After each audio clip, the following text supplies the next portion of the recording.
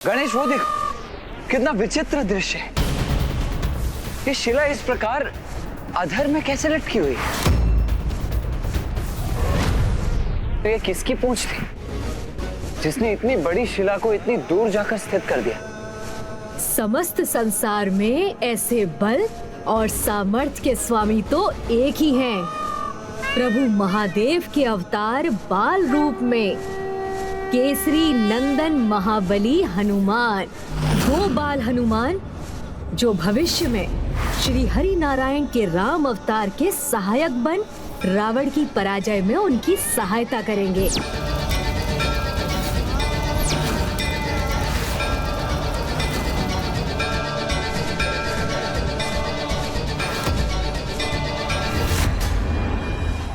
माते माते, अब देखिएगा मेरा विकार आपकी दिव्यता को कैसे प्रभावित करता है।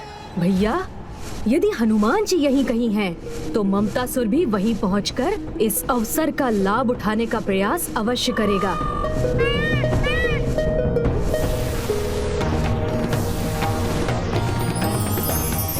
इसीलिए हनुमान जी की पूंछ हमें ममतासुर तक भी पहुंचाएगी। मूषक जी,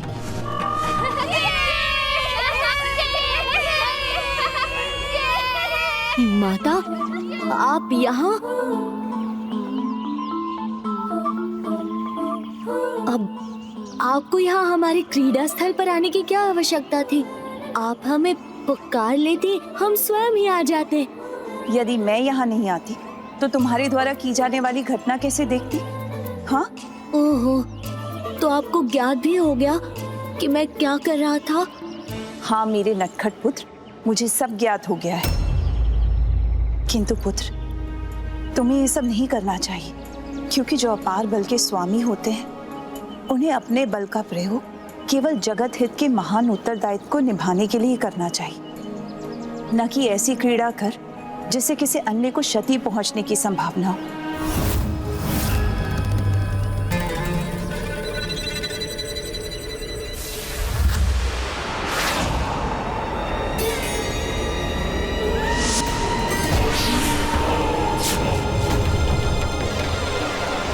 किंतु माता, मैं तो ये क्रीड़ा और मनोरंजन के लिए कर रहा था। माता, मुझे थोड़ी देर और क्रीड़ा करने दीजिए ना।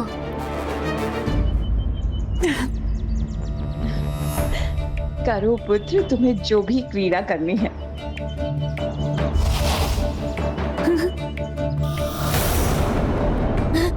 आओ मित्रों, माता ने अनुमति दे दी, अब तो और आनंद आएगा।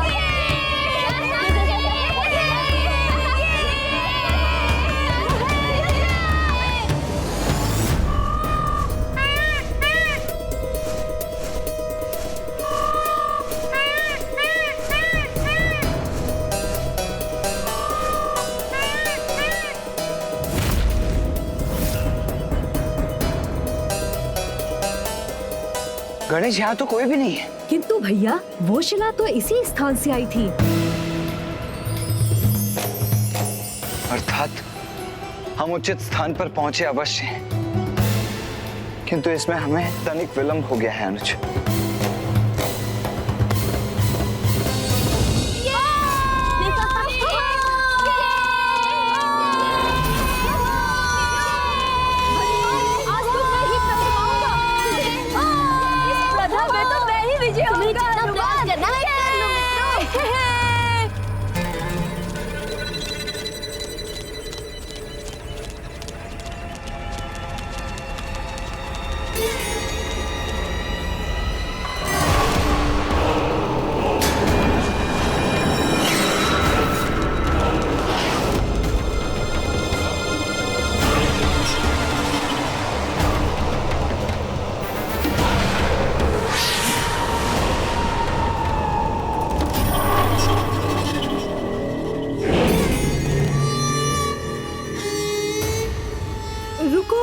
रुको हनुमान।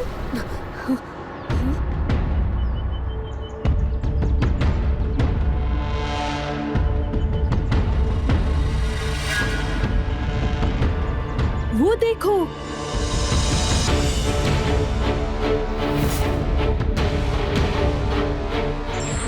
वहाँ पर कोई ऋषि तपस्या कर रहा है।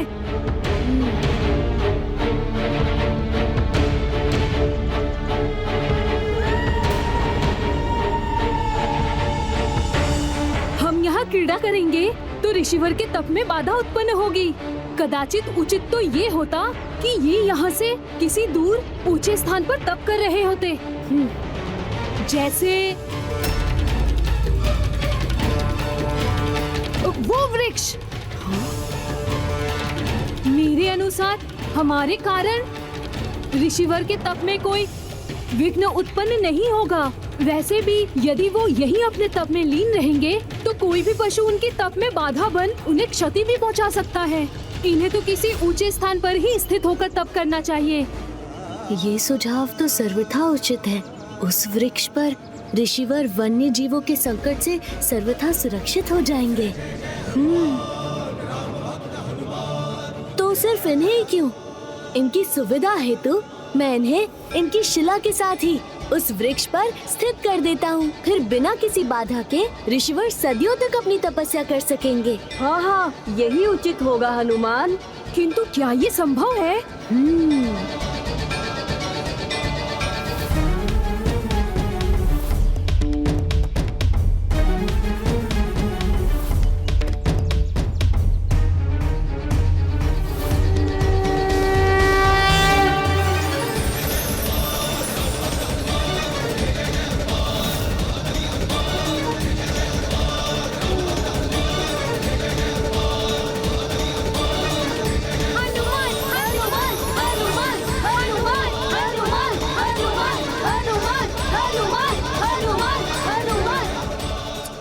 संभव है। ममतासुर के लिए तो किसी को भी प्रभावित करना संभव है।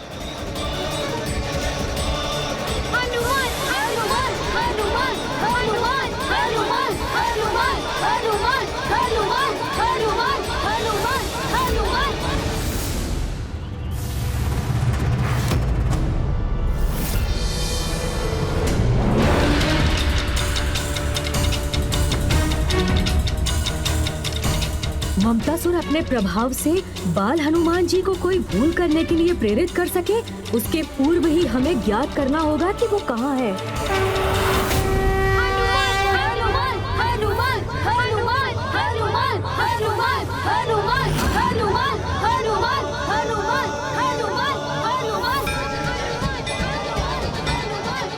अनुज गणेश, तुम बालकों का ये स्वर सुन रहे हो?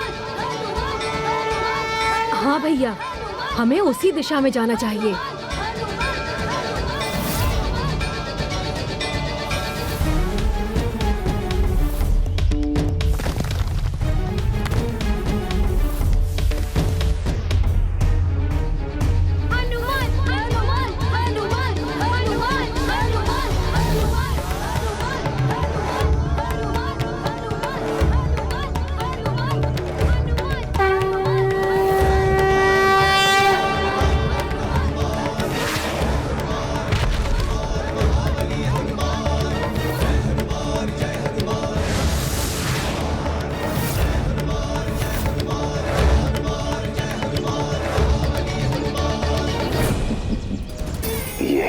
चाहता था।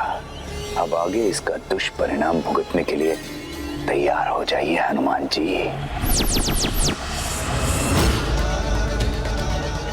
हनुमान हनुमान हनुमान हनुमान हनुमान हनुमान।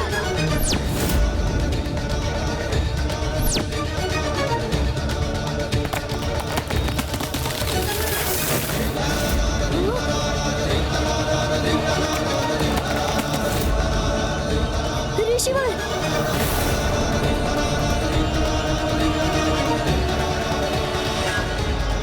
ये कैसे संभव है? मुझे इस वृक्ष पर स्थित कर मेरा तप भंग करने का दुस्साहस किसने किया?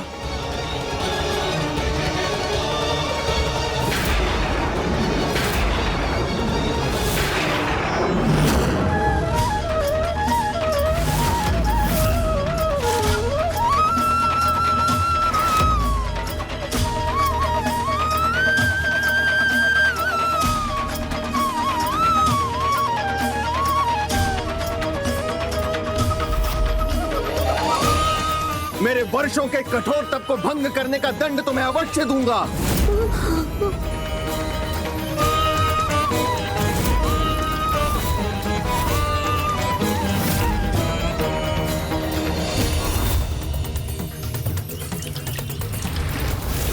ये तो आरंभ मात्र है मेरे विकार के प्रभाव का। आपने अपने जिस बल के अहंकार में ऋषि भृगु और ऋषि अंगिरा के इस वंशज का तप भंग करने का दुस्साहस किया है, मैं श्राप देता हूँ। आप अपने उसी बल को एक दीर्घ अवधि के लिए पूर्ण रूप से भूल जाएंगे। आप अपने उसी बल को एक दीर्घ अवधि के लिए पूर्ण रूप से भूल जाएंगे।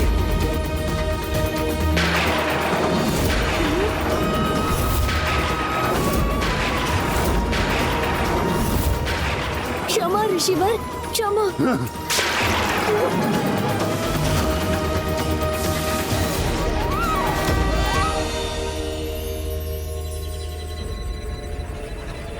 मुझे क्षमा कर दीजिए ऋषिवर। वहां मैंने रावण को उत्तेजित किया और यहाँ हनुमान के बल को क्षीण करने में सफल रहा। तो अब समस्त संसार में मेरे ममता मोह के विस्तार को कोई नहीं रोक सकता, जिसके दुष्परिणाम के साक्षी तो आप भी होंगे गणेश जी। हनुमान जी का जन्म तो प्रभु श्री राम के कार्य सिद्ध करने के लिए हुआ है। यदि वो अपना सामर्थ्य ही भूल जाएंगे तो प्रभु के सहायक बन राम काज करने में कैसे सफल होंगे?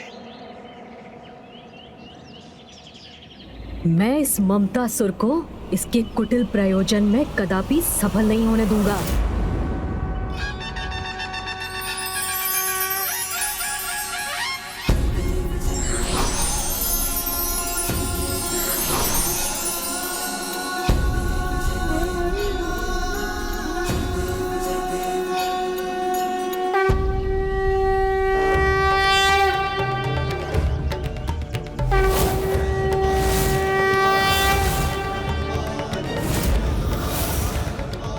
मैं आपको श्राप मुक्त तो नहीं कर सकता, किंतु इसके प्रभाव को सीमित अवश्य कर सकता हूँ। भले ही मेरे श्राप के कारण आप अपनी विशेष शक्तियों को भूल गए हैं, किंतु जब कोई आपको आपके बल का स्मरण कराएगा, तब आप पुनः अपने सामर्थ्य को प्राप्त कर अपने महान दायित्वों को निभाने में सफल होंगे।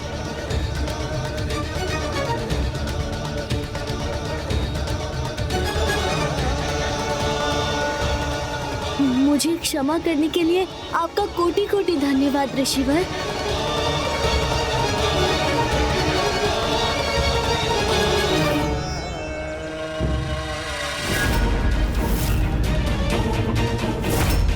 ममतासुर, ये तो यहाँ है।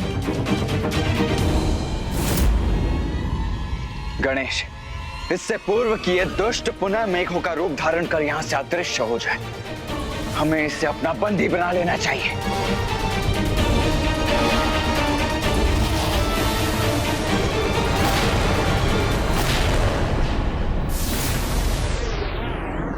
आइए भैया, मैं अभी इसका भी उपाय प्रस्तुत करता हूँ। उचित है।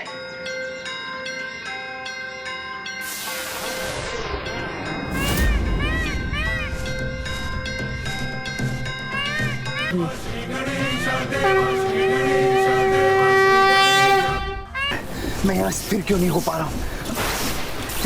इन मेघों से स्वयं को विलग करने में असमर्थ क्यों हो रहा हूँ मैं?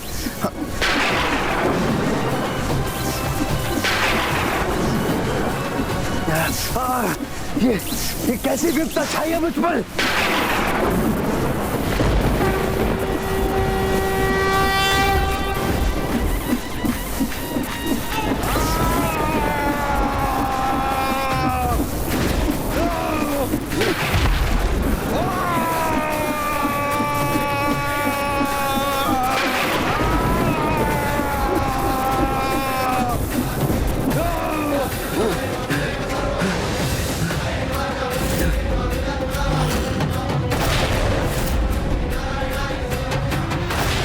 दोनों शिवपुत्र यहाँ, मुझे पुनः इनकी दृष्टि से ओझल होने का कोई उपाय करना चाहिए।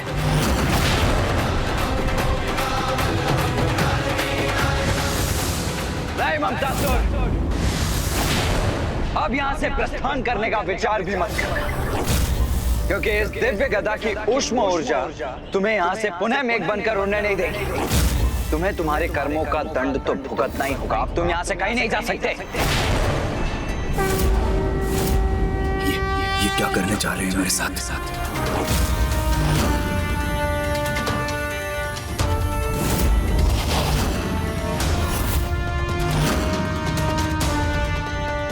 अब इनसे अपनी रक्षा कैसे करूं मैं?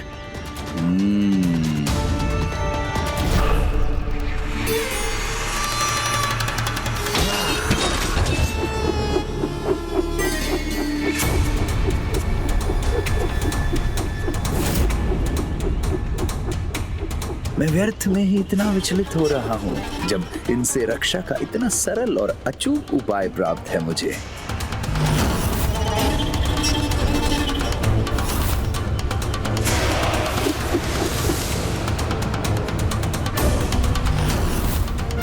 अब ये दुष्ट ममतासुर कैसा कपट करने जा रहा है? अपने सभी अस्त्रों को अदृश्य क्यों कर दिया इसने?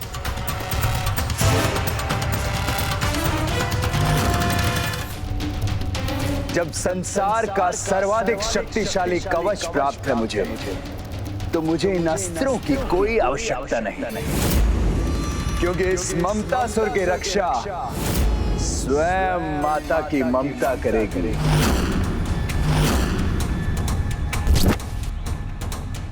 ओम जगदम्बा जननी रक्षा करो।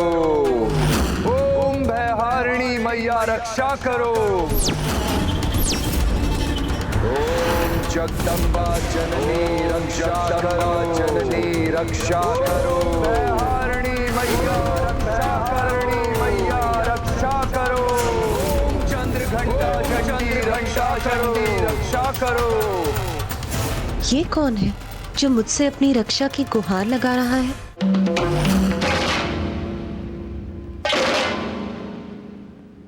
अपने इस पुत्र की रक्षा करो माता। इस निर्दोष को अकारण ही इतना दंड दिया जा रहा है। आपके पुत्र ममतासुर पर संकट की छाया छाई है, जो स्वयं मेरे भ्राताओं ने उत्पन्न की है। याद नहीं मुझे माते कि क्या द्वेष है इन्हें मुझसे, जो ये मुझे क्षति पहुंचाना चाहते हैं। प्रेम पूर्वक मैंने इनकी सेवा की, अपने भवन में स्वागत किया, इनका भोजन कराया, तन मन से सेवा की, परंतु फिर भी मैं दंड का भागी क्यों हो गया हूं माते? और हाँ माते, इन्होंने छल पूर्वक मुझसे वो गदा भी छीन ली जो आपने मुझे मेरी रक्षा के लिए प्रदान की थी। रुको ममतासुर, माँ की ममता का अनुचित लाभ उठाने का प्रयास मत करो।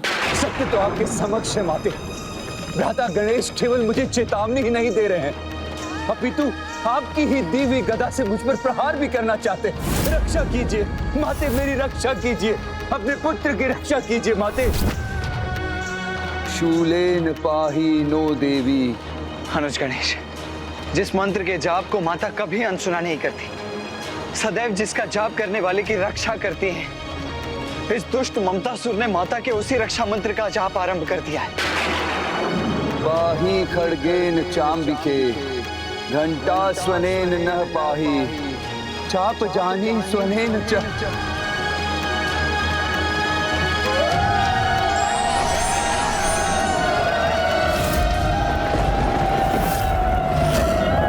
योगिनी माता है यहाँ?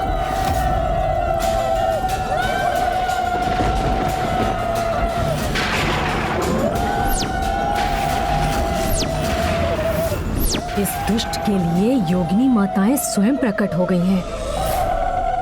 अब देखना भ्राताओं, मैं किस प्रकार आपकी माता के द्वारा ही आपको क्षति पहुंचाता हूं। पहले आपके पिताश्री ने आपकी गर्दन काटी थी, आज स्वयं आपकी माता ही आपकी शत्रु हो जाएंगी।